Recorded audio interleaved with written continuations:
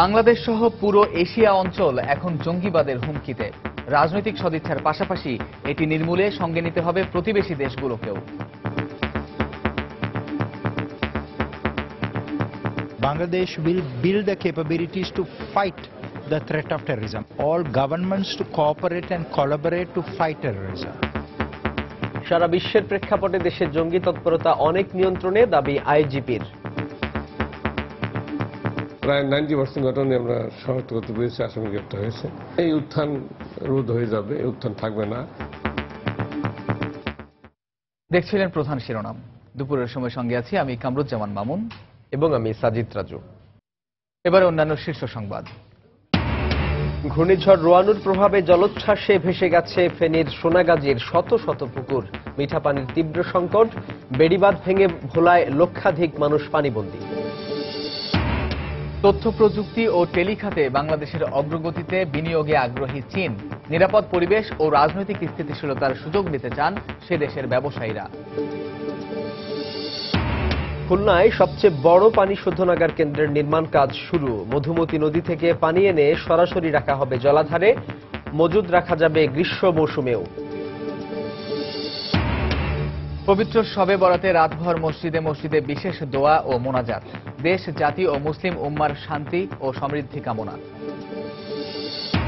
এবং চলে গেলেন নারী সাংবাদিকতার পথিকৃৎ বেগম পত্রিকার সম্পাদক নূরজাহান বেগম। বাসভবনে শুভাকাঙ্ক্ষীদের ভিড়, বিকেলে শহীদ মিনারের শেষ শ্রদ্ধা।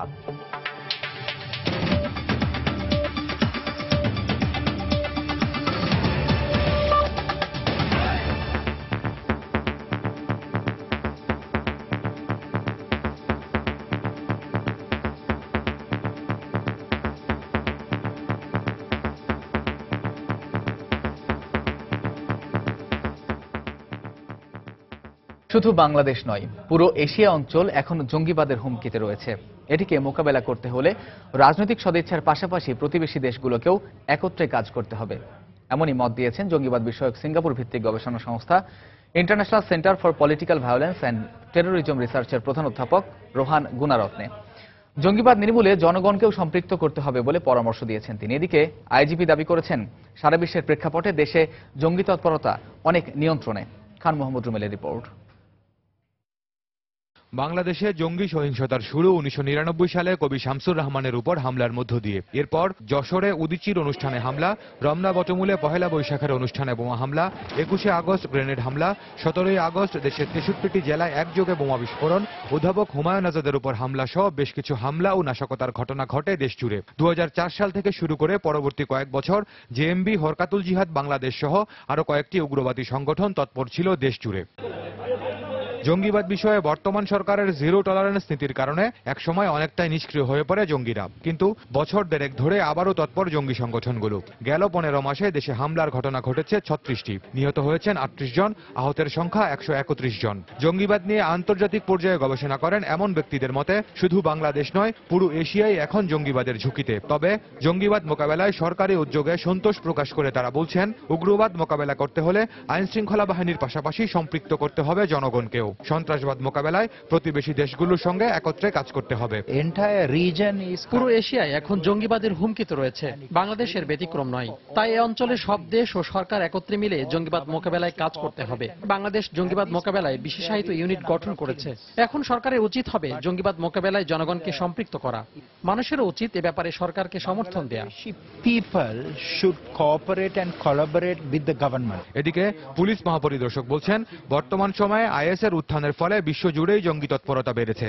তবে বৈশ্বিক প্রেক্ষাপটে বাংলাদেশে বরং উগ্রবাদী তৎপরতা কম। তারপরেও জনগণকে সঙ্গে নিয়ে এটি মোকাবেলা করার চেষ্টা করছেন তারা। বাহিরের প্রভাব যেভাবে জঙ্গিবাদকে উদ্বুদ্ধ করার জন্য প্রচারণা চালায় এবং ইয়াং ছেলেপেলে সেই প্রচারণায় অনেক সময় তারা বিভ্রান্ত হয়ে তারা যদি পা দেয়, তা মনে হয় এই উত্থান রোধ হয়ে যাবে, এই উত্থান থাকবে না। পুলিশ প্রধান আরো বলেন, জঙ্গিবাদ বিষয়ে তারা জিরো টলারেন্স নীতিতে রয়েছেন। যারাই নাশকতা করছেন সবাইকে আইনের আওতায় নিয়ে আসতে সক্ষম হবেন তারা। Terrorism unit. খান মোহাম্মদ রুমেল, সময় সংবাদ, ঢাকা। উপমহাদেশের প্রথম সাপ্তাহিক পত্রিকা বেগমের সম্পাদক নূরজাহান বেগম আর নেই। ইন্না লিল্লাহি ওয়া ইন্না ইলাইহি রাজিউন। সকালে 91 বছর বয়সে রাজধানীর একটি বেসরকারি হাসপাতালে তিনি ইন্তেকাল করেন। নারী সাংবাদিকতার এই পথিকৃৎ দীর্ঘদিন ধরে বার্ধক্যজনিত জটিলতায় ভুগছিলেন। গত 7 মে থেকে হাসপাতালে নিবিড় পরিচর্যা কেন্দ্রে লাইফ সাপোর্টে ছিলেন তিনি। তার মৃত্যুতে রাষ্ট্রপতি, প্রধানমন্ত্রী এবং বিএনপি চেয়ারপারসন শোক প্রকাশ করেছেন।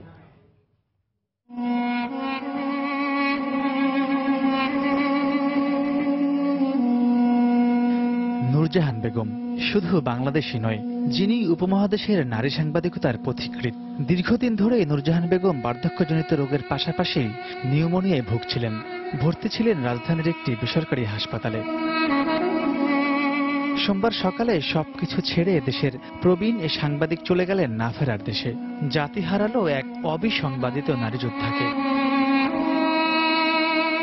সাংবাদিকতার পাশাপাশি সাহিত্য দখল থাকা নূরজাহান বেগম 1925 সালের 4 জুন চাঁদপুরের চালিতাতলী গ্রামে জন্মগ্রহণ করেন। ছোটবেলা থেকেই অধিকার সচেতন নূরজাহান বেগম 1942 সালে মেট্রিক পাশ করেন। এরপর 1944 সালে ইন্টারমিডিয়েট শেষ করেন। এরপর থেকেই তিনি সাংবাদিকতা শুরু করেন। 1947 সালে নূরজাহান বেগমের বাবা বেগম পত্রিকাটি প্রতিষ্ঠা করেন। প্রকাশিত হওয়ার প্রথম 4 মাস বেগম সুফিয়া কামাল পত্রিকাটির সম্পাদনা করলেও এরপর থেকেই সম্পাদনার দায়িত্ব নেন নূরজাহান বেগম নিজেই। নূরজাহান বেগমের তত্ত্বাবধানে পত্রিকাটি ধীরে ধীরে জনপ্রিয়তার শীর্ষে পৌঁছে যায়। পাশাপাশি নারীদের অধিকার নিয়ে জীবনের শেষ সময় পর্যন্ত সোচ্চার ছিলেন নূরজাহান বেগম। আমার মনে হয় যে সুন্দর বাংলাদেশ, এই সুন্দর বাংলাদেশে নারীরাই সবচেয়ে বেশি অবদান রাখতে পারবে। আমি আশাবাদী যে নারীদের এই চলার পথে আর বাধা আসবে না, এই বাধাগুলো চলে যাবে। এদিকে নূরজাহান বেগমের মৃত্যুর খবর জানার পর থেকেই স্কয়ার হাসপাতালে ভিড় করতে থাকেন তার সহযোদ্ধা ও স্বজনরা।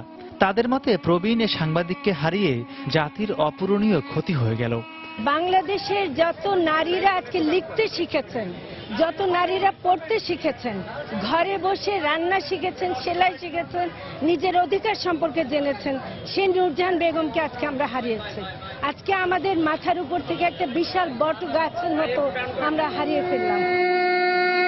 নারী অবস্থার উন্নয়ন ও সাহিত্য ক্ষেত্রে অবদানের জন্য নূরজাহান বেগম বহু জাতীয় পদক ও সম্মাননা পেয়েছেন।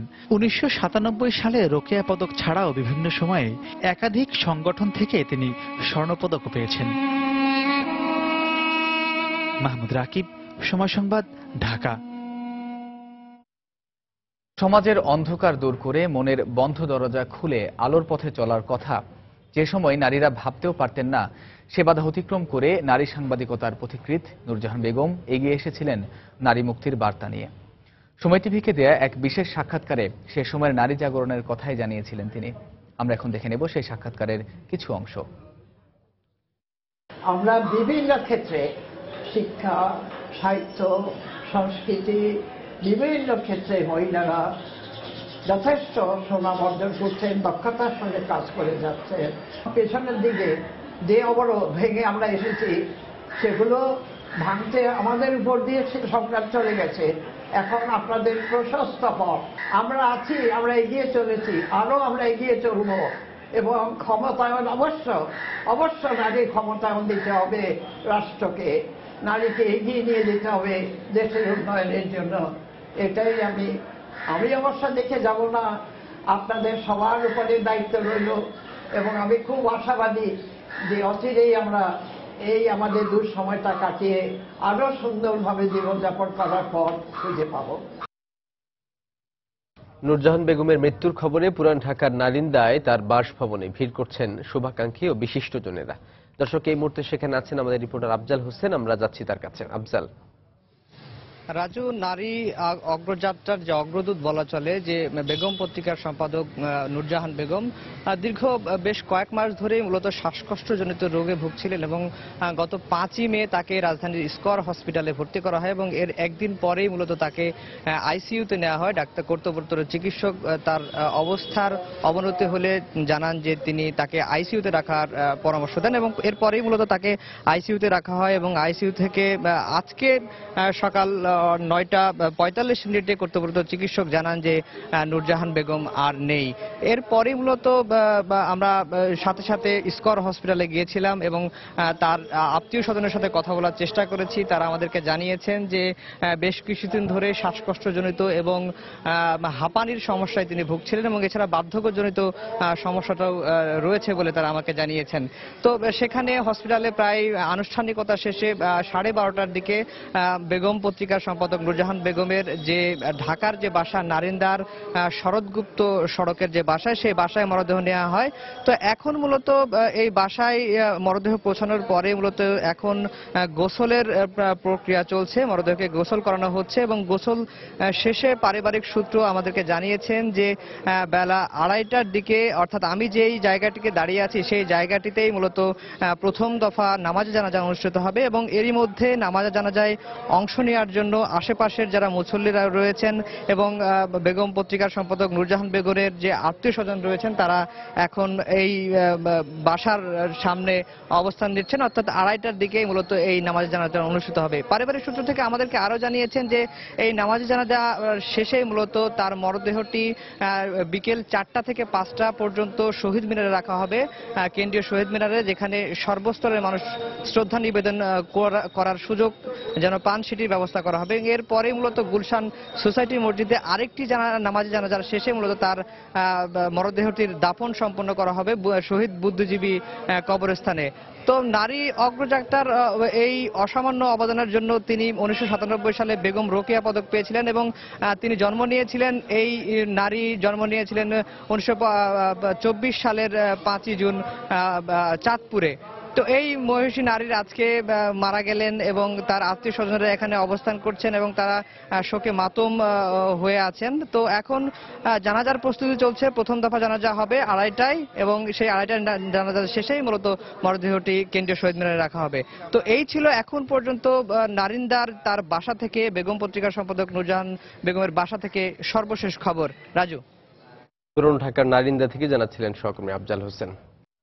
ঘূর্ণিঝড় রোয়ানুর প্রভাবে ভেসে গেছে ফেনীর সমুদ্র উপকূলীয় সোনাগাজীর শত শত পুকুর। আর্থিক ক্ষতির পাশাপাশি এলাকায় মিঠা পানির তীব্র সংকট, ফলে স্বাস্থ্য ঝুঁকিতে পড়েছে সেখান।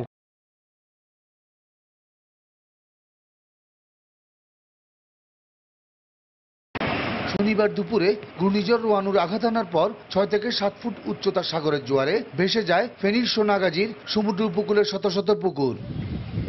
প্রাথমিকভাবে এখনো আর্থিক ক্ষতি নিরূপণ না হলেও মৎস্য বিভাগের হিসেব মতে ক্ষতিগ্রস্ত পুকুরের সংখ্যা ছাড়িয়েছে 700-রও বেশি। এদিকে ভাটায় জোয়ারের পানি নেমে গেলেও শত শত পুকুর এখনো ভরে আছে ময়লা ও জোয়ারের লবণ পানিতে, আর এই পানি এখন দৈনন্দিন কাজে ব্যবহারের বাধ্য হচ্ছে এই লোকালয়ের মানুষ। আমাদের চর এখন 10 পরিবার 15 কল আছে একটা, আমরা এখন পানি এখন কষ্ট করতেছি, পানি খাইতেছি না। লবণের পানির গতিকে ছেলে মেয়েকে গোসল ধোয়াইতে পারি না, আমরা খাইতে পারি না, কোনো দোয়া হালি করতে পারি না। বয়স গরু সবাই ক্ষতিগ্রস্ত হইতেছে এই পানি, সব লবণ মাত্র পানি। সোনাগাজী উপজেলা স্বাস্থ্য কর্মকর্তা জানালেন, এই পানি পান ও ব্যবহারে নানা রোগ বালাই সহ মানুষ স্বাস্থ্য ঝুঁকির মুখে পড়েছে।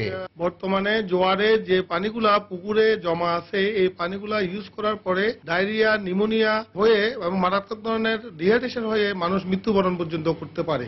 অবশ্য সোনাগাজী শীর্ষ প্রশাসনিক কর্মকর্তা জানালেন, জরুরি ব্যবস্থা গ্রহণের জন্য বিষয়টি ঊর্ধ্বতন কর্তৃপক্ষকে জানানো হবে। এটা আমাদের ঊর্ধ্বতন কর্তৃপক্ষকে জানাবো এবং আশা করি আমরা খুব শিগগিরই এই নিষ্কাশনের বিষয়ে, লবণাক্ত পানি নিষ্কাশনের বিষয়ে কোনো একটা ব্যবস্থা গ্রহণ করব। সবশেষ 1991 সালের 29 এপ্রিল ঘূর্ণিঝড় পরবর্তী সময় ফেনী সোনাগাজী সমুদ্র উপকূলের পুকুরগুলো সরকারি উদ্যোগে নিষ্কাশনের ব্যবস্থা নেওয়া হয়েছিল। ঘূর্ণিঝড় রোয়ানুতে ক্ষতিগ্রস্ত এই উপকূলের মানুষ মনে করছেন সরকার অতীতের মতো এখানকার পুকুরগুলোর লবণাক্ত পানির নিষ্কাশনের উদ্যোগ না নিলে সামনে তাদের জন্য অপেক্ষা করছে ভয়ঙ্কর মহামারী, সেই সাথে তাদের বাড়ছে মৃত্যু ঝুঁকিও। সোনাগাজী সমুদ্র উপকূল থেকে বক্তের মুন্না, সময় সংবাদ, ফেনী। এদিকে প্রবল বর্ষণ ও পাহাড়ি ঢলে মৌলভীবাজারের জুড়ি নদীতে অন্তত 30টি স্থানে ভাঙন দেখা দিয়েছে। পানিতে তলিয়ে গেছে জুড়ি উপজেলার 6টি ইউনিয়নের অন্তত 40টি গ্রাম। গত কয়েকদিনের টানা বৃষ্টি ও পাহাড়ি ঢলে তলিয়ে গেছে ঘরবাড়ি, রাস্তাঘাট ও বিভিন্ন শিক্ষা প্রতিষ্ঠান। বন্যার পানিতে ভেসে গেছে ফসলের জমি, বাড়িঘরে পানি উঠে যাওয়ায় গবাদি পশু নিয়ে বিপাকে পড়েছেন সাধারণ মানুষ। অনেকে আশ্রয় নিয়েছেন চা বাগানে। এ অবস্থায় দেখা দিয়েছে বিশুদ্ধ পানি ও খাবারের সংকট। এখন পর্যন্ত কোনো ধরনের ত্রাণ সহায়তা দেয়া হয়নি বলে জানিয়েছে এলাকাবাসী। ঘূর্ণিঝড় রোয়ানুর আঘাতে বেড়িবাঁধ ভেঙে জোয়ারের পানিতে প্লাবিত হয়েছে ভোলার 6 উপজেলার অন্তত 22টি গ্রাম। এতে পানিবন্দী হয়ে মানবেতর জীবনযাপন করছেন লক্ষাধিক মানুষ। তলিয়ে গেছে ফসলি জমি, ভেসে গেছে পুকুর ও ঘেরের মাছ। এই অবস্থায় সরকারি ত্রাণ সহায়তার পাশাপাশি ক্ষতিগ্রস্ত বেড়িবাঁধটি সংস্কারের দাবি জানিয়েছেন স্থানীয়রা। নাসির উদ্দিন লিটনের তথ্য ও উৎপল দেবনাথের ছবি নিয়ে ডেস্ক রিপোর্ট। শনিবার ভোরে ঘূর্ণিঝড় রোয়ানুর প্রভাবে ভোলার মেঘনা ও তেঁতুলিয়া নদীতে স্বাভাবিকের চেয়ে প্রায় 3 মিটার পানি বেড়ে যায়। এ সময় ঘূর্ণিঝড়ের আঘাতে লালমোহনের হার্ডিঞ্জ, ধলিগৌড়নগর, তজুমুদ্দিনের চাঁদপুর, চরফ্যাশনের নজরুল নগর, সদর উপজেলার রাজাপুর ও মনপুরা ইউনিয়নের বেড়িবাঁধের অন্তত 10টি স্থানে প্রায় 4 কিলোমিটার এলাকা ভেঙে যায়। লোকালয়ে জোয়ারের পানি ঢুকে পড়ায় প্লাবিত হয়েছে বিস্তীর্ণ এলাকার ফসলি জমি, বসতবাড়ি, পুকুর ও চিংড়ির ঘের। পাশাপাশি বসতঘর ও রান্নাঘরে পানি উঠে পড়ায় মানবেতর জীবনযাপন করছেন মেঘনা পাড়ের মানুষেরা। এই অবস্থায় সরকারি ত্রাণ সহায়তার দাবি জানিয়েছেন পানিবন্দী মানুষেরা।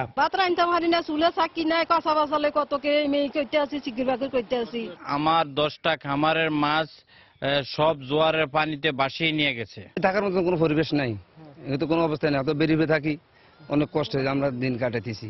ক্ষতিগ্রস্ত বেড়িবাঁধটি অবিলম্বে সংস্কার না করা হলে আসন্ন বর্ষা মৌসুমে এই অঞ্চলের কৃষি ব্যবস্থা হুমকির মুখে পড়বে বলে আশঙ্কা করছেন স্থানীয়রা। বেড়িবাঁধ যদি পুনর্নির্মাণ করা না হয় তাহলে আগামী বর্ষা মৌসুমে গোটা ইউনিয়নটি ক্ষতিগ্রস্ত হবে এবং একে গোটা ইউনিয়নের চাষাবাদ ব্যাহত হবে। এদিকে জোয়ারের পানি প্রবেশ ঠেকাতে এবং জনগণের ভোগান্তি লাঘবে প্রয়োজনীয় পদক্ষেপের আশ্বাস দিলেন পানি উন্নয়ন বোর্ডের কর্মকর্তা।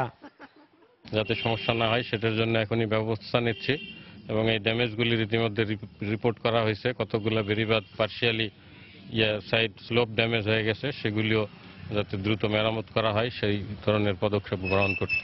জেলার 250 কিলোমিটার বেড়িবাঁধের মধ্যে শনিবার ঘূর্ণিঝড় রোয়ানুর আঘাতে 4 কিলোমিটার বিলীন হয়ে গেছে। এছাড়া আংশিক ক্ষতিগ্রস্ত হয়েছে আরও প্রায় 30 কিলোমিটার বাঁধ। সময় সংবাদ, ভোলা। দুপুরের সময় আরও থাকছে। জমে উঠেছে 5ম দফা ইউনিয়ন পরিষদ নির্বাচনের প্রচার প্রচারণা। নানা প্রতিশ্রুতি নিয়ে প্রার্থীরা যাচ্ছেন ভোটারদের কাছে।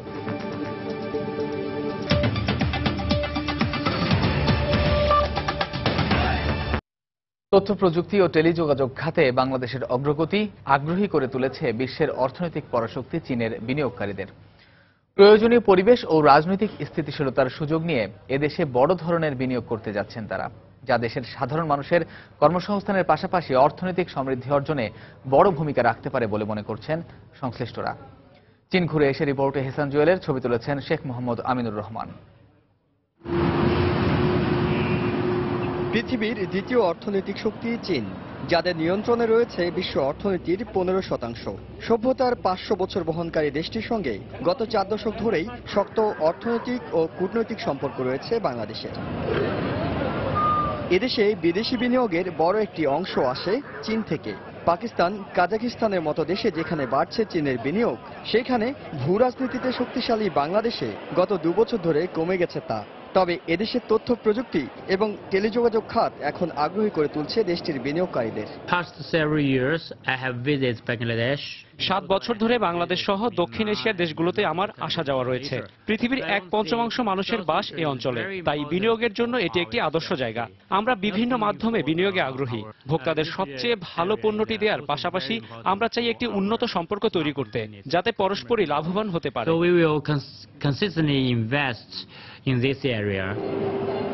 বিশ্বের বড় প্রতিষ্ঠানগুলোর অংশগ্রহণে সম্প্রতি চীনে অনুষ্ঠিত ইলেকট্রনিক্স পণ্যের CES এশিয়া মেলাতেও আলোচিত হয় বাংলাদেশের বিনিয়োগের বিষয়টি। তবে এক্ষেত্রে বিনিয়োগের পরিবেশ তৈরির উপর গুরুত্ব দিচ্ছেন চীনা ব্যবসায়ীরা।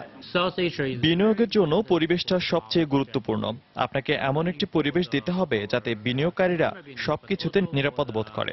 বাংলাদেশের অর্থনীতি এখন বিনিয়োগের জন্য সহায়ক। শুধু চীনই নয়, বিশ্বের বিভিন্ন দেশই এদেশে বিনিয়োগে আগ্রহী। বর্তমানে চীনের সঙ্গে বাংলাদেশের প্রায় $12.5 বিলিয়ন মার্কিন ডলার বাণিজ্যিক সম্পর্ক রয়েছে। ডিজিটাল বাংলাদেশের পথে যে অগ্রযাত্রা, তা প্রযুক্তি খাতে বিদেশি বিনিয়োগকারীদের আকৃষ্ট করে তুলছে। এই খাতে বিদেশি বিনিয়োগকারীরা যেমন বাংলাদেশকে বিনিয়োগের জন্য আদর্শ ক্ষেত্র ভাবছেন, তেমনি লাভবান হওয়ার সুযোগ রয়েছে বাংলাদেশেরও। এহসান জুয়েল, সময় সংবাদ, সাংহাই প্রদেশ, চীন। অবশেষে চট্টগ্রামে স্থাপন হতে যাচ্ছে বিজিএমইএ অ্যাপারেল জোন নামে স্বতন্ত্র গার্মেন্টস পল্লী। কালুরঘাট বেসিক শিল্প এলাকায় 10.5 একর জায়গার উপর সিটি কর্পোরেশনের সহায়তায় এই গার্মেন্টস পল্লী গড়ে তোলা হচ্ছে। ইতিমধ্যে দুপক্ষের মধ্যে চুক্তিও সই হয়েছে। আগামী আগস্ট থেকে শুরু হবে এর নির্মাণ কাজ। বিস্তারিত জানাচ্ছেন কমল দেব। 2 দশক আগেও পোশাক তৈরির খাতের মোট জাতীয় আয়ের 41% ছিল চট্টগ্রাম থেকে উৎপাদিত পণ্যের, কিন্তু সময় যত গড়িয়েছে নানা সমস্যায় পড়ে এ খাত ততই সংকুচিত হয়েছে। বর্তমানে আয়ের পরিমাণ 12% নেমে এসেছে। এর মাঝে যুক্ত হয়েছে অ্যাকর্ড অ্যালায়েন্সের নানা শর্ত। এই শর্তের কবলে পড়ে ইতিমধ্যে বন্ধ হয়ে গেছে বেশ কটি গার্মেন্টস কারখানা। চট্টগ্রামে কিন্তু ম্যাক্সিমাম ফ্যাক্টরিগুলো রেন্টেড ফ্লোর শেয়ারিং বিল্ডিং এ, শহরের মধ্যে যা আছে, নিচে ধরেন মার্কেট, ব্যাংক এগুলো আছে, উপরে ফ্যাক্টরি। এখন এটা আপনার যদি রেট্রোফিটিং করতে যায় তাহলে নিচের এরা অ্যালাউ করছে না। এখন আমাদের দরকার কি রিলোকেট করা, to have a compliance factory. এই জন্য আমাদের দরকার জায়গা। এই অবস্থায় এগিয়ে এসেছে চট্টগ্রাম সিটি কর্পোরেশন। অ্যাকর্ড অ্যালায়েন্সের নীতিমালা অনুযায়ী নতুন কারখানা তৈরির জন্য নগরীর কালুরঘাট ভারী শিল্প এলাকায় 10 একর জায়গা দেওয়া হয়েছে গার্মেন্টস ব্যবসায়ীদের। অত্যন্ত পজিটিভ ওয়েতে আমাদেরকে আপনার কালুরঘাটস্থ ভারী শিল্প এলাকায় যেটা আছে 10.36 একর জমি বিজিএমইএ অ্যাপারেল জোন প্রতিষ্ঠা আমরা করতে যাচ্ছি। সিটি কর্পোরেশন এবং বিজিএমইএ মধ্যে একটা এমওইউ হয়েছে। আর স্বতন্ত্র গার্মেন্টস পল্লী গড়ে তোলার জন্য বৃহৎ পরিসর না হলেও অল্প যা পাওয়া গেছে তা নিয়েই আশার আলো দেখছেন হতাশ হয়ে পড়া গার্মেন্টস ব্যবসায়ীরা। সিটি কর্পোরেশনের সাথে যে জোনটা করতে চাচ্ছি, এটা যদি আমরা আল্লাহর মেহেরবানিতে এটা যদি হয়ে যায় তাহলে কমপ্লায়েন্সের সমস্ত ইস্যুগুলো এখানে কি হবে, সলভ হবে। ছোট এবং মিড লেভেলের যে গার্মেন্ট মালিকরা আছে, যারা আছে, ওরা একটা নির্দিষ্ট পয়সার মধ্যে একটা ইন্টারন্যাশনাল মানের একটা ফ্যাক্টরি ওরা পাবে বলে আমরা সেটা আশা করতেছি। 80 দশকে গার্মেন্ট শিল্পের বিস্তার ঘটে চট্টগ্রামে। তখন প্রায় 1000 কারখানা ছিল এই নগরীতে, কিন্তু বর্তমানে পুরোদমে চালু রয়েছে মাত্র 450 কারখানা, যেখানে কর্মরত রয়েছে অন্তত 4.5 লাখ শ্রমিক। কমল দে, সময় সংবাদ, চট্টগ্রাম। সারা রাত ইবাদত বন্দেগীর মধ্য দিয়ে শবে বরাত পালন করলেন মুসল্লিরা। রাতভর ইবাদতের পর বাদ ফজর দেশবাসীর শান্তি সমৃদ্ধি কামনা করে জাতীয় মসজিদ বায়তুল মোকাররমে মোনাজাত অনুষ্ঠিত হয়। মোনাজাতে অংশ নিয়ে মুসল্লিরা নিজের জীবনের গুনাহ মাফ ও ভাগ্য নির্ধারণে সৃষ্টিকর্তার করুণা কামনা করেন।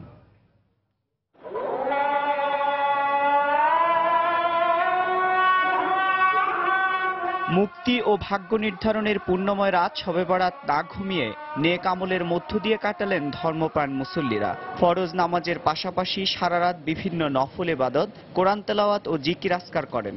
তাহাজ্জুদ নামাজ পড়ছি, নফল নামাজ পড়ছি, আমরা নফল ইবাদত করছি এবং পাশাপাশি সালাত তাসবিহ নামাজ পড়ছি। 5 ওয়াক্ত নামাজ পড়তে পারি। আর আমার পরিবারবর্গ সবাইকে, এই বাংলাদেশের মানুষ সবাইকে যাতে আল্লাহ পাক হেদায়েত করে, রহমত করে। জাতীয় মসজিদে রাতভর ইবাদত, বয়ান ও বিভিন্ন আমলের পর বাদ ফজর মুনাজাত পরিচালনা করেন সিনিয়র পেশ ইমাম মাওলানা মিজানুর রহমান। এ সময় হাজারো মুসল্লি সৃষ্টিকর্তার কাছে দুহাত তুলে প্রার্থনা করেন।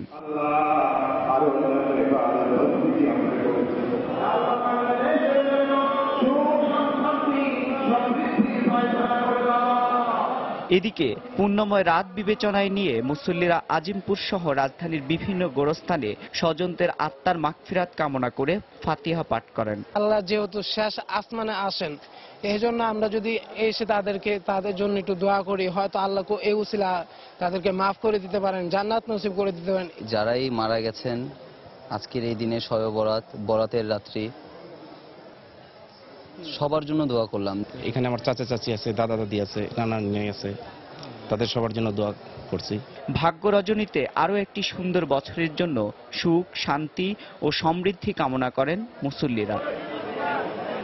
এমআর আমিন, সময় সংবাদ, ঢাকা। মুন্সিগঞ্জের নিমতলী এলাকায় সড়ক দুর্ঘটনায় 3 জন কিশোর নিহত হয়েছে। আহত 14 জনকে ঢাকা মেডিকেল কলেজ হাসপাতালে চিকিৎসা দেওয়া হচ্ছে। স্বজনরা জানিয়েছেন শবে বরাতের রাতে শনির আখড়ার ওই কিশোররা একটি পিকআপ ভ্যান ভাড়া করে মাওয়া এলাকায় ঘুরতে যায়। ফেরার পথে একটি বাসের ধাক্কায় পিকআপ ভ্যান উল্টে গেলে এই হতাহতের ঘটনা ঘটে। ঘটনার পরপরই স্থানীয় লোকজন ঢাকা মেডিকেল কলেজ হাসপাতালের জরুরি বিভাগে তাদের নিয়ে আসে। এরপর 3 জনকে মৃত ঘোষণা করে কর্তব্যরত চিকিৎসক। আহতদের কেউ কেউ বেসরকারি হাসপাতালে চিকিৎসা নিচ্ছেন।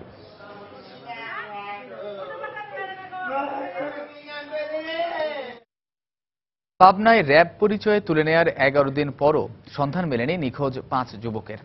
বিষয়টি আইন শৃঙ্খলা বাহিনীকে জানানোর পরও তাদের সন্ধান না মেলায় চরম উদ্বেগ আর উৎকণ্ঠায় দিন কাটছে স্বজনদের অভিযোগ, গত 11 মে ভোররাতে ফরিদপুরে র্যাবের পোশাক পরিহিত 5-6 জন সহ 25 থেকে 30 জনের একটি সশস্ত্র দল বাড়ি থেকে তুলে নিয়ে যায় 3 সহোদর সাদ্দাম, টিক্কা ও এরশাদকে। একই রাতে ওই উপজেলার থানাপাড়া থেকে রনি ও সাভার গ্রাম থেকে দুলাল হোসেনকেও একইভাবে তুলে নেওয়া হয়। তবে নিখোঁজ যুবকদের তুলে নেওয়ার বিষয়টি অস্বীকার করেছে আইন শৃঙ্খলা বাহিনী। এদিকে ঘটনার 11 দিন পেরিয়ে গেলেও নিখোঁজ যুবকদের কোনো সন্ধান না পাওয়ায় ক্ষোভ আর উদ্বেগ প্রকাশ করেছেন স্থানীয়রা।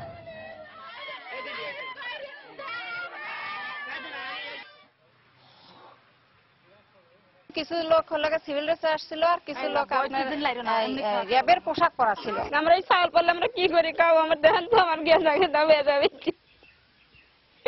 আমরা দিলাম কি আমার স্বামী ঘরে ফেরত চাই। আমরা আপনার র্যাব অফিসে গেলাম, র্যাব অফিসে বলে আমরা জানি না, সিআইডি অফিসে গেলাম সেও বলে জানি না, থানায় গেলাম ওসি সাহেব বলে জিডি নেওয়া যাবে না।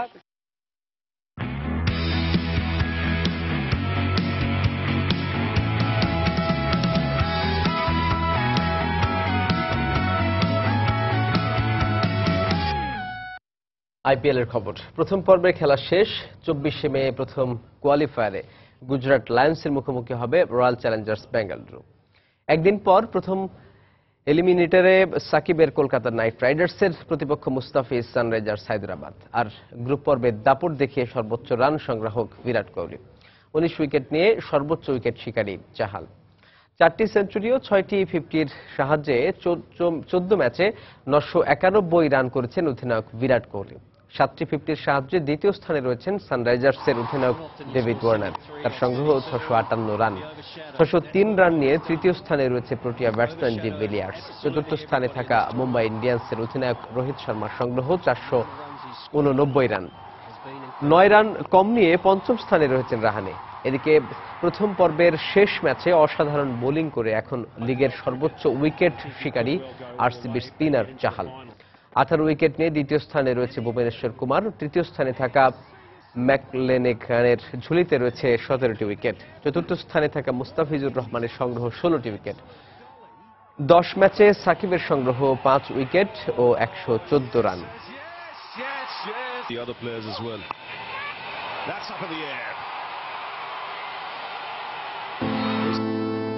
আগে আমি রিলেশনশিপে একদমই সিরিয়াস ছিলাম না, এবার আমি 100% এফোর্ট দিতে চাই। 100% কমিটেডও থাকতে চাও, জানি তো। শোনো, ফিরতে হলে রবিতে ফিরে যাও। তুমি যা রিচার্জ করবে, যতবার করবে, ওরা তোমাকে 100% বোনাস দিয়ে দিবে। স্যার, মন খারাপ করেন না, আর অনেক অফার আছে। 9 টাকা 1 জিবি ইন্টারনেট পাবেন, আর অন্য যে কোনো অপারেটরে কথা বলবেন 1 পয়সা পার সেকেন্ড আজীবন। খুলনায় শুরু হয়েছে ওই অঞ্চলের সবচেয়ে বড় পানি শোধনাগার কেন্দ্রের নির্মাণ কাজ। রূপসার সামন্ত সেনায় এটি নির্মিত হচ্ছে। দেশে এত বড় রিজার্ভের নির্মাণ এটাই প্রথম। খুলনা পানি সরবরাহ প্রকল্পের আওতায় খুলনা ওয়াসা নির্মাণ কাজ তদারকি করছে। বাগেরহাটের মোল্লাহাটের মধুমতি নদী থেকে পানি এনে সরাসরি জলাধারে রাখা হবে। গ্রীষ্ম মৌসুমের 2.5 মাসের পানি জলাধারে মজুদ থাকবে। নিয়ামুল হোসেন কোচির ক্যামেরায় তরিকুল ইসলামের প্রতিবেদন। খুলনা নগরবাসীর পানির চাহিদা পূরণে রূপসা উপজেলার সামন্ত সেনায় নির্মিত হচ্ছে দক্ষিণাঞ্চলের সবচেয়ে বড় পানি শোধনাগার কেন্দ্র। প্রায় 51 বিঘা জমির ওপর বিশাল এই জলাধার নির্মাণ কাজ চলছে। চীনের প্রকৌশলীদের দিক নির্দেশনায় কাজ করছে চীন ও খুলনার শ্রমিকরা। পানি শোধনাগার কেন্দ্র, পরিশোধিত পানির রিজার্ভার ও অফিস ভবনের পাইলিং এর কাজ এখন চলছে। নির্ধারিত সময়ের মধ্যে এ প্রকল্পের কাজ শেষ হওয়ার ব্যাপারে আশাবাদী ঠিকাদারি প্রতিষ্ঠান চায়না হারবার ইঞ্জিনিয়ার্সের সংশ্লিষ্টরা। আমাদের প্রকৌশলীরা দিনরাত পরিশ্রম করছেন, ফলে দ্রুতই কাজ এগিয়ে চলছে। China Harbour, a Chinese contractor. কাজের অগ্রগতি খুব ভালো। আমরা আশা করছি যথাসময়ে এই কাজ আমরা সম্পন্ন করতে পারব। To finish the project on time. ADB, JICA ও বাংলাদেশ সরকারের অর্থায়নের এই প্রকল্পের ব্যয় ধরা হয়েছে 2,558 কোটি টাকা। মূল 5টা কম্পোনেন্টের মধ্যে খুলনা ওয়াসা বিল্ডিং এর কাজ সম্পন্ন হয়ে গেছে। ইনটেক পাম্প স্টেশনের কার্যাদেশ দেওয়া হয়ে গেছে। সারফেস ওয়াটার ট্রিটমেন্ট প্লান্ট এবং ইম্পাউন্ডিং রিজার্ভারের কাজ এই সামন্ত সেনা এখানে চলছে। পানি শোধনাগার থেকে প্রতিদিন 11 কোটি লিটার পানি 7টি জলাধার ও 10টি ওভারের ট্যাঙ্কির মাধ্যমে সরবরাহ করা হবে বলে জানান ওয়াসার ব্যবস্থাপনা পরিচালক। মোল্লারহাটে মধুমতি নদী থেকে নদীর পানি সংগ্রহ করে এই জায়গায় যে ওয়াটার ট্রিটমেন্ট প্ল্যান্ট তৈরি হচ্ছে, এটাতে অত্যাধুনিক প্রযুক্তির মাধ্যমে এটা পরিশোধন করে আমরা খুলনা শহরে সরবরাহ করব। 2011 সালে গ্রহণ করা এই প্রকল্প 2017 সালে শেষ হবে বলে জানিয়েছেন প্রকল্প পরিচালক। তরিকুল ইসলাম, সময় সংবাদ, খুলনা। দুপুরের সময় আরো থাকছে। Goes to I, Daniel Blake.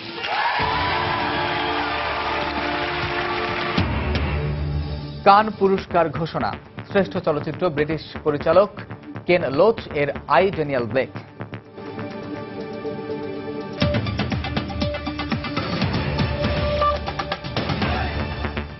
RFL water pump, পানি দেবে টেনশন নয়।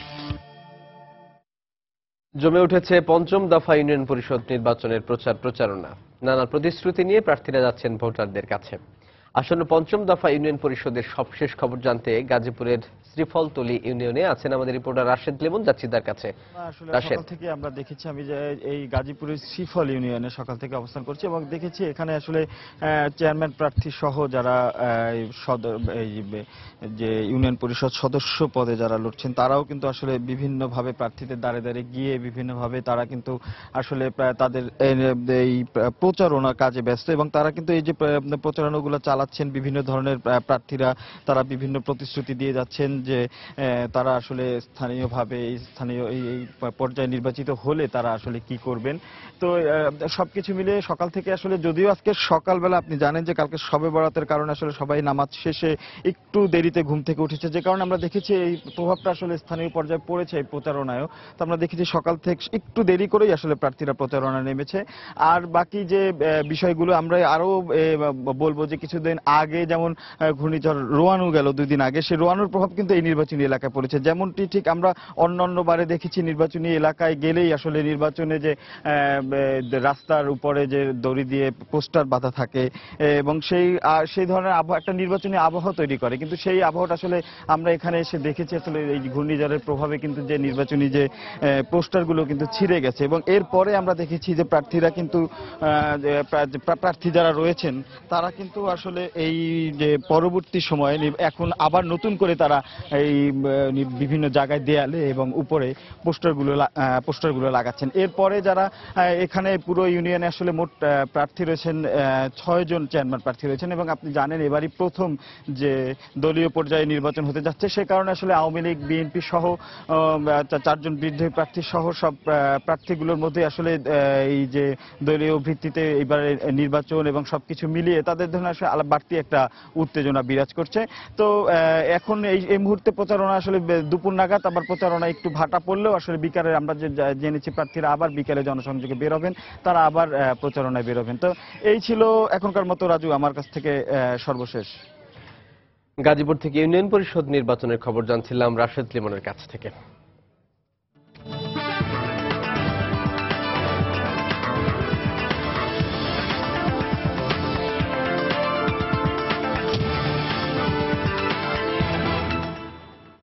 লাইট ইঞ্জিনিয়ারিং শিল্পের উন্নয়নে আসন্ন বাজেটে স্তরভেদে ভ্যাট আরোপ ও দক্ষ জনবল গড়তে প্রশিক্ষণ বাড়ানো এবং সহজে ঋণ সুবিধার দাবি জানিয়েছেন এ খাতের ব্যবসায়ীরা। আর উদ্যোক্তাদের দাবি অনুযায়ী এ খাতের জন্য বিশেষ অঞ্চল গড়ে তোলার পরামর্শ অর্থনীতিবিদদের। সোহেল কোরেশির ক্যামেরায় কাজল আব্দুল্লাহ রিপোর্ট। রাজধানী সহ সারা দেশেই গড়ে উঠেছে ক্ষুদ্র ও মাঝারি খাতের আওতাধীন লাইট ইঞ্জিনিয়ারিং শিল্পের এসব কারখানা। অভ্যন্তরীণ চাহিদা পূরণের পাশাপাশি 2015 সালে এ খাতের রফতানি আয় প্রায় 3000 কোটি টাকা, যা 10 বছরের ব্যবধানে প্রায় 3 গুণ। কিন্তু এ শিল্পের সম্প্রসারণে আর্থিকভাবে সহযোগিতা না পাওয়া, ব্যাংক ঋণের সুদ হার বেশি এবং কাঁচামাল আমদানিতে কর হার বেশি থাকার অভিযোগ ব্যবসায়ীদের। আমি যখন র মেটেরিয়াল ইম্পোর্ট করব, র মেটেরিয়ালের যে ট্যাক্স, এই ট্যাক্স গভর্নমেন্টকে দিয়ে প্রোডাক্টটা যে কস্ট পড়বে সেই কস্টে আমি বায়ারকে দিতে পারবো না। আসন্ন বাজেটে সমান করের হার নির্ধারণ করা হলে ক্ষতিগ্রস্ত হবেন এ খাতের নতুন উদ্যোক্তা ও ক্ষুদ্র ব্যবসায়ীরা। তাই স্তরভেদে এ হার নির্ধারণের দাবি তাদের। খাতভিত্তিক ভ্যালুয়েশন নির্ধারণ করে আপনার ব্যাগটা করে দেওয়া। কোনো যদি 30% ভ্যালুয়েশন হয় তাহলে 30 টাকার 15% হলো 4.5 টাকা, অর্থাৎ 4.5% তার উপরে ইম্পোজ করা হবে। যেখানে আপনার ভ্যালুয়েশন 5% সেখানে আপনার 0.25% হতে পারে। মানে এইভাবে আপনার নির্ধারণ করবে। এদিকে বিসিক কর্তৃক স্বল্প পরিসরে কিছু জায়গা দেওয়া হলেও তা ক্ষুদ্র উদ্যোক্তাদের জন্য বরাদ্দ দেওয়া হয় না বলে অভিযোগ সংশ্লিষ্টদের। তাই এ খাতের উন্নয়নে সরকারকে বিশেষায়িত অঞ্চল দেওয়ার পরামর্শ অর্থনীতিবিদদের। এই ধরনের এসএমই খাতভিত্তিক দাবিগুলোকে গড়পড়তা অন্যান্য সকল উদ্যোগের মধ্যে যাতে না ফেলে বিবেচনায় করেন, এদেরকে যেন বিশেষভাবে আলাদাভাবে বিবেচনায় নিয়ে তাদের জন্য যে বিশেষায়িত অঞ্চল গড়া, সেটি নির্দিষ্ট করে যদি সময়কাল ধরে বাস্তবায়ন হয় তাহলে এই খাতের উদ্যোক্তারা এখান থেকে অনেক সুবিধা নিতে পারবে। দেশব্যাপী ছোট বড় লাইট ইঞ্জিনিয়ারিং কারখানার সংখ্যা প্রায় 40,000, আর এসব কারখানা নিয়োজিত আছে প্রায় 8 লাখ শ্রমিক। কাজল আব্দুল্লাহ, সময় সংবাদ, ঢাকা।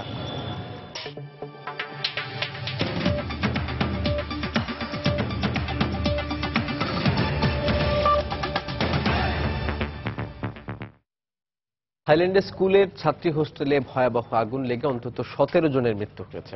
রোববার সন্ধ্যায় দেশটির উত্তরাঞ্চলীয় চিয়াং রাই শহরের পিথাকিয়ার্থ উইথাইয়া স্কুলের ছাত্রী হোস্টেলে এই অগ্নিকাণ্ডের ঘটনা ঘটে।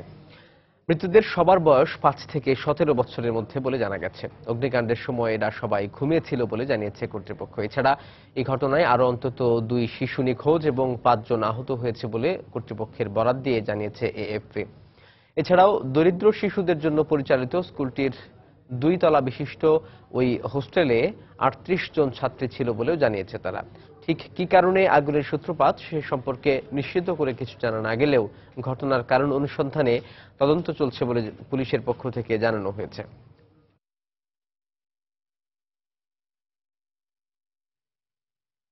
পর্দা নামলো কান চলচ্চিত্র উৎসব 2016 এর 69তম আসরের। এবছর শ্রেষ্ঠ চলচ্চিত্র পুরস্কার পাম ডিঅর জিতে নিয়েছে ব্রিটিশ পরিচালক কেন লোচ এর আই ড্যানিয়েল ব্লেক ছবিটি। 79 বছর বয়সী কেন লোচ দ্বিতীয়বারের মতো বিশ্ব চলচ্চিত্রের মর্যাদাপূর্ণ এই পুরস্কার জিতলেন। এছাড়াও এবারের উৎসবে জুরি পুরস্কার জিতে নিয়েছে আরেক ব্রিটিশ পরিচালক আন্দ্রে আর্নল্ডের আমেরিকান হানি ছবিটি। শ্রেষ্ঠ অভিনেতার পুরস্কার জিতেছেন ইরানি অভিনেতা শাহাব হোসেইনি এবং সেরা অভিনেত্রী হয়েছেন Jacqueline Jose. The Palme d'Or goes to I, Daniel Blake. 69তম কান আসরের সবচেয়ে মর্যাদার পুরস্কার পাম ডিঅর কে পাবেন তা নিয়ে আসরের শুরু থেকেই ছিল অনেক হিসেব নিকেশ। প্রতিযোগিতার দৌড়ে ছিল মোট 21টি ছবি। অপেক্ষার পালা শেষ করে ঘোষণা করা হয় পাম ডিঅর জয়ীর নাম। ব্রিটিশ পরিচালক কেন লোচ আই ড্যানিয়েল ব্লেক ছবির জন্য এই পুরস্কার পান। ব্রিটিশ সমাজ ব্যবস্থায় মধ্যবয়সী এক বিধবা নারীর জীবন সংগ্রাম নিয়ে নির্মিত এই ছবিটিকে ব্রিটেনের কঠোর সমাজ ব্যবস্থার প্রতিরূপ বলে অভিহিত করেন এর পরিচালক কেন লোচ। 79 বছর বয়সী কেন লোচ দ্বিতীয়বারের মতো বিশ্ব চলচ্চিত্রের মর্যাদাপূর্ণ এই পুরস্কার জিতলেন। 2006 সালে the wind that shake the barley ছবির জন্য প্রথমবার পাম ডিঅর জিতেছিলেন তিনি। 18 ক্যারেট স্বর্ণ দিয়ে তৈরি 19টি সোনালী পাতার পাম ডিঅর বা স্বর্ণপাম হাতে নিয়ে লোচ তার অনুভূতি জানান। আমরা আশার বার্তা দিতে চাই। আমরা অবশ্যই বলবো অন্যরকম একটি পৃথিবী তৈরি করা সম্ভব এবং তা প্রয়োজনীয়। ইরানি ছবি ফরুশান দে দ্য সেলসম্যান এর জন্য আসরে শ্রেষ্ঠ অভিনেতার পুরস্কার পেয়েছেন ইরানের শাহাব হোসেইনি, আর শ্রেষ্ঠ অভিনেত্রী পুরস্কার গেছে জ্যাকলিন জোসের ঝুলিতে। মা রোজা ছবিতে অনবদ্য অভিনয়ের জন্য এই পুরস্কার পান তিনি।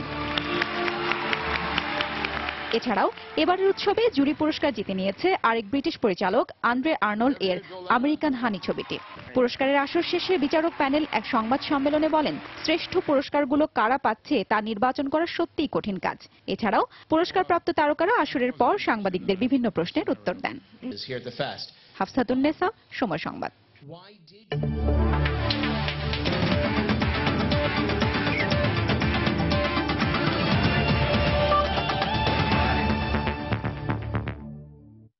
কোপা দেল রের খবর। উত্তেজনাপূর্ণ ম্যাচে সেভিয়াকে 2-0 গোলে হারিয়ে চ্যাম্পিয়ন হলো লিওনেল মেসির বার্সেলোনা। ম্যাচের অতিরিক্ত সময় নেইমার ও জর্ডি আলবার গোলে টানা দ্বিতীয়বারের মতো লা লিগা ও কোপা দেল রেতে চ্যাম্পিয়ন হয়ে ঘরোয়া ফুটবলে ডাবল জিতল কাতালানরা। আইনি লড়াই জিতে স্টেডিয়ামে কাতালান পতাকা ওড়ানোর অনুমতি পাওয়ার দিনে সমর্থকদের 28তম কোপা দেল রে শিরোপা জয়ের আনন্দে ভাসালো লুই এনরিক শিষ্যরা। শুরুটা 36 মিনিটে, এরপর 73 থেকে 90 মিনিটে আরো 6টি এবং অতিরিক্ত ও যোগ হওয়ার সময় আরো 9টি। না, যারা এগুলোকে গোলের সংখ্যা ভেবে ভুল করছেন তাদের জানা দরকার, এগুলো বার্সেলোনা সেভিয়া ম্যাচে রেফারির দেখানো কার্ডের সংখ্যা।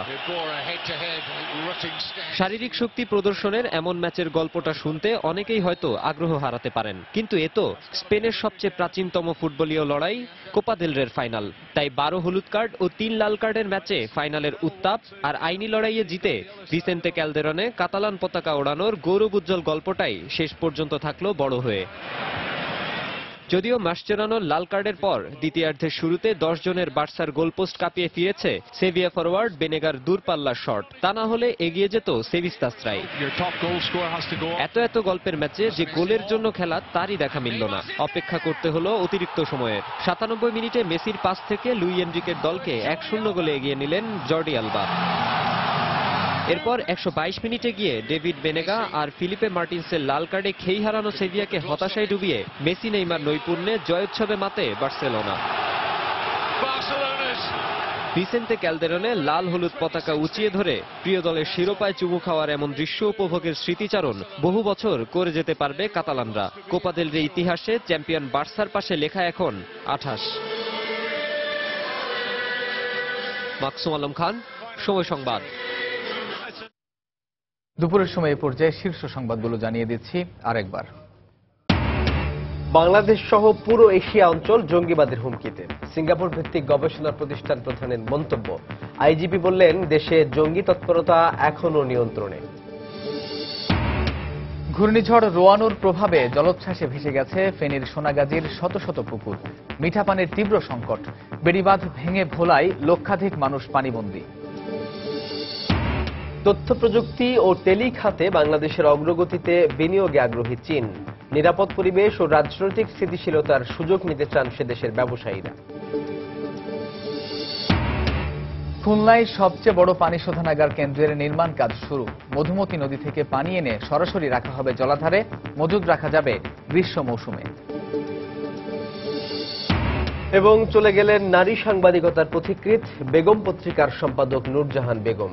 বাসভবনে শুভাকাঙ্ক্ষীদের ভিড়, বিকেলে শহীদ মিনারে শেষ শ্রদ্ধা। এই ছিল দুপুরের সময়। যে কোনো খবর পেতে ভিজিট করুন সময়নিউজ.tv। সঙ্গে থাকুন সময়ের।